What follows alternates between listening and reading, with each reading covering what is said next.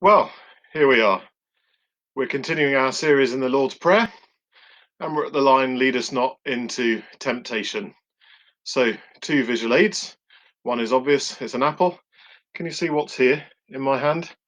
This is Charlie, my daughter's corn snake. Well, because it was temptation, I thought we could only really have apples and snakes. It's interesting how the apples come out of this story a bit better than snakes. Apples we know are good for us. Snakes, well, perhaps because of the story at the beginning of Genesis, we've always been a little bit wary of them, unsure about them, fearful of them. Temptation, though, isn't trivial. It's why it's part of the Lord's Prayer. Lord, lead us not into temptation. One of the reasons why I think the devil's portrayed as a snake is because it's kind of formless. Snakes have no limbs, no arms or legs or paws or anything. They're as formless almost as you can get.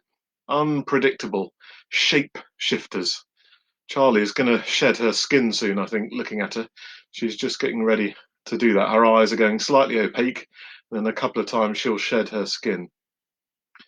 There is nothing trivial about forgiveness.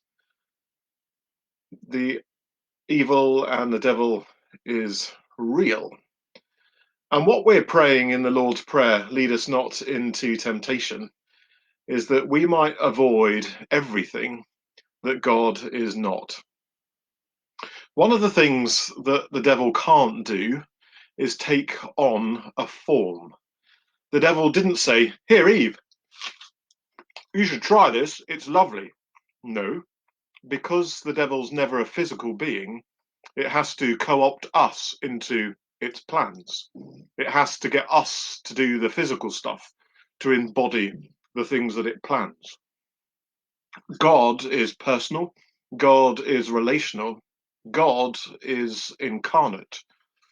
And so, because the devil is everything that God is not, it's the opposite. It's impersonal, it's unrelational, it's disembodied. And what temptation often invites us to do is to try good things or to do good things, but in the wrong kind of way. To do good things without any sense of love or intimacy or participation with other people. It calls us away from relationship and deep into ourselves, isolating us and cutting us off from other people. The way of God, the way of life and of love, is always about things that reconnect us with ourselves, with God, and with other people, that school us in love and intimacy and participation.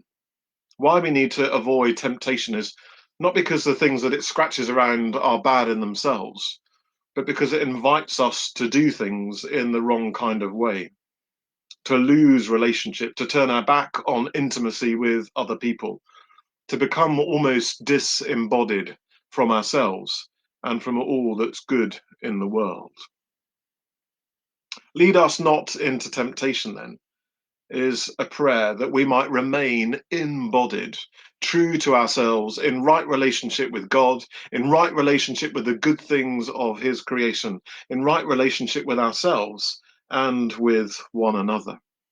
Lead us not into temptation, so that we might pursue the ways of love and intimacy and participation, and know those things as truly embodied people, delighting in the physicality of existence, of who God is and of who He's made us to be. Our Father who art in heaven, hallowed be thy name. Thy kingdom come, thy will be done on earth as it is in heaven. Give us this day our daily bread, and forgive us our trespasses, as we forgive those who trespass against us. And lead us not into temptation. Amen.